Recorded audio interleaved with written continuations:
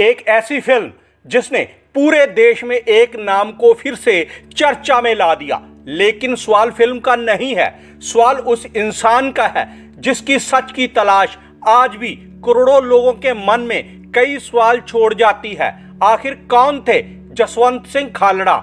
आज जसवंत सिंह खालड़ा का नाम फिर से सुर्खियों में है, लेकिन उनकी कहानी किसी फिल्म से शुरू नहीं होती।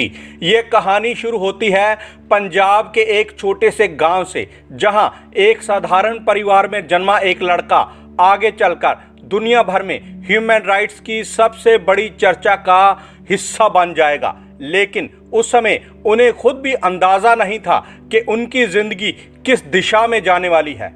साल 1952 पंजाब के तरन तारण जिले के खालड़ा गांव में जसवंत सिंह खालड़ा का जन्म हुआ। अकॉर्डिंग टू पब्लिक सोर्सेस, उनके दादा सरदार हरनाम सिंह भारत की आज़ादी के लिए गदर आंदोलन से जुड़े हुए थे और ऐतिहासिक कामाघाटा मारू जहाज के 376 यात्रियों में से एक थे।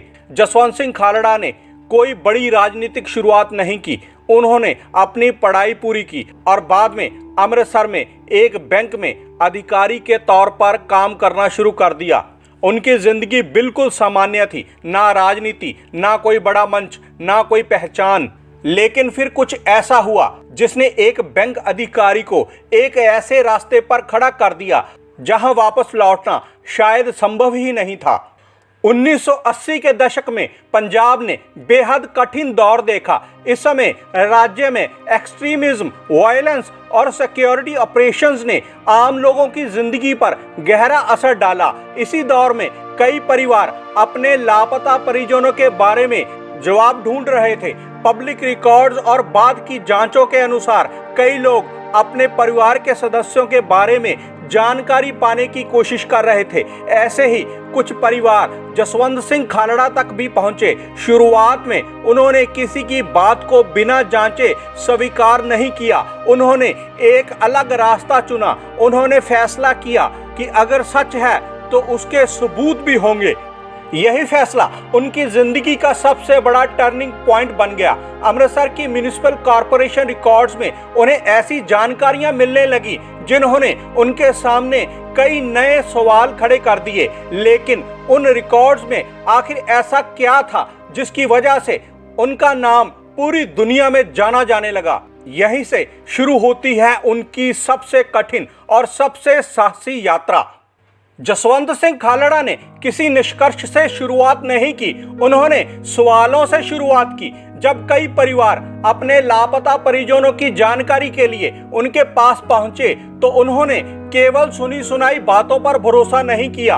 उन्होंने दस्तावेज तलाशने शुरू किए, रिकॉर्ड, रजिस्टर और सरकारी कागजात। यही खोज उन्हें अमृतसर नगर निगम के रिकॉर्ड तक ले गई। यहीं से उनकी जिंदगी का सबसे महत्वपूर्ण अध्याय शुरू हुआ। लेकिन उन रिकॉर्ड्स में ऐसा क्या था जिसने उन्हें रुकने नहीं दिया?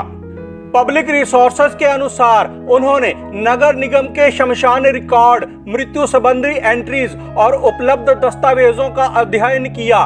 उनका उद्देश्य केवल एक था, जो जानकारी रिकॉर्ड में मौजूद है उसे समझना और सत्यापित करना। बाद में उनके द्वारा उठाए गए कई सवालों और उपलब्ध दस्तावेजों ने राष्ट्रीय स्तर पर ध्यान आकर्षित किया। सीबीआई की जांच में यह भी दर्ज किया गया कि केवल तरन तारण जिले में 2097 लोगों का अवैध रूप से अंतिम संस्कार किए जाने के मामले सामने आए थे। ये संख्या सीबीआई की जांच से संबंधित थी और इसके बाद में न्यायिक कार्रवाइयों में भी संदर्भित किया गया। दूसरी ओर जसवंत सिंह खालड़ा ने सार्वजनिक रूप से ये दावा किया कि पूरे पंजाब की ये संख्या इससे कहीं अधिक हो सकती है।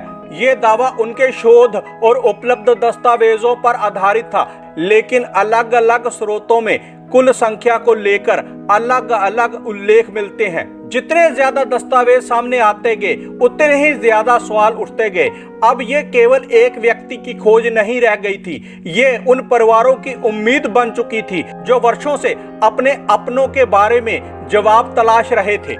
जसवंत सिंह खालड़ा ने अपने नतीजों को केवल अपने तक सीमित नहीं रखा, उन्होंने उपलब्ध दस्तावेजों और रिकॉर्ड्स के आधार पर अपनी बात सार्वजनिक मंचों पर रखनी शुरू की। धीरे धीरे उनके काम की चर्चा भारत से बाहर भी जाने लगी। मानवाधिकार संगठनों, पत्रकारों और कई अंतर्राष्ट्रीय मंचों पर उनके शोध का उल्लेख किया जाने लगा। लेकिन जितनी बड़ी होती गई उनकी पहचान, उतना ही बढ़ता गया खतरा। फिर आया सितंबर 1995। एक साधारण सुबह जसवंत सिंह खालड़ा अपने घर के बाहर अपनी कार साफ कर रहे थे। उस दिन के बाद उनकी जिंदगी ने ऐसा मोड़ लिया जिसने इस पूरे मामले को हमेशा के लिए भारत के न्यायिक इतिहास का हिस्सा बना दिया। 6 सितंबर 1995 यह दिन जसवंत सिंह खालड़ा की जिंदगी का आखिरी सार्वजनिक दिन साबित हुआ। सार्वजनिक रिकॉर्ड और बाद की जांचों के अनुसार उस सुबह वे अपने घर के बाहर कार साफ कर रहे थे। इसके बाद वे अपने परिवार के साथ दोबारा कभी दिखाई नहीं दिए। यहीं से उनकी कहानी सिर्फ एक इंसान की कहानी नहीं रही, ये न्याय की तलाश की कहानी बन गई। लेकिन आखिर उनके साथ हुआ क्या था? इस सवाल का जवाब तुरंत नहीं मिला। इसके लिए कई साल तक इंतजार करना पड़ा। रिपोर्ट्स के अनुसार 1996 में इस मामले की जांच सेंट्रल ब्यूरो ऑफ इन्वेस्टिगेशन यानी सीबीआई ने की। सीबीआई की जांच के अनुसार जसवंत सिंह खालड़ा को तरन तारण के एक पुलिस थाने में हिरासत में रखे जाने के सबूत मिले।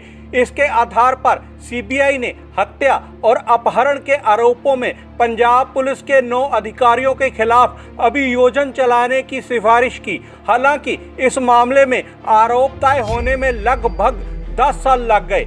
18 नवंबर 2005 को 6 पंजाब पुलिस अधिकारियों को जसवंत सिंह खालड़ा के अपहरण और हत्या के मामले में दोषी ठहराया गया। इसमें 2 अधिकारियों को आजीवन कारावास और बाकी 4 को 7 वर्ष की सजा सुनाई गई।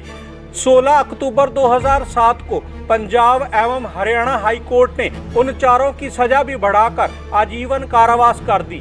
इसके बाद 11 अप्रैल 2011 को सुप्रीम कोर्ट ऑफ इंडिया ने उन 4 दोषियों की अपील खारिज कर दी और आजीवन कारावास की सजा को बरकरार रखा। ये सभी निष्कर्ष कोर्ट के निर्णयों और सार्वजनिक रिकॉर्ड का हिस्सा हैं। लेकिन किसी भी अदालत का फैसला एक परिवार के खोए हुए इंसान को वापस नहीं ला सकता। जसवंत सिंह खालड़ा की पत्नी परमजीत कौर खालड़ा ने भी बाद के वर्षों में मानवाधिकार से जुड़े मुद्दों पर अपनी आवाज उठाना जारी रखा। आज भी जसवंत सिंह खालड़ा का नाम अलग अलग लोगों के लिए अलग अर्थ रखता है। कई लोग उन्हें मानवाधिकारों की आवाज मानते हैं। उनके काम का उल्लेख भारत और विदेशों में विभिन्न मंचों पर किया गया है। हर इंसान दुनिया नहीं बदलता, लेकिन कुछ लोग दुनिया से सिर्फ एक सवाल पूछकर चले जाते हैं।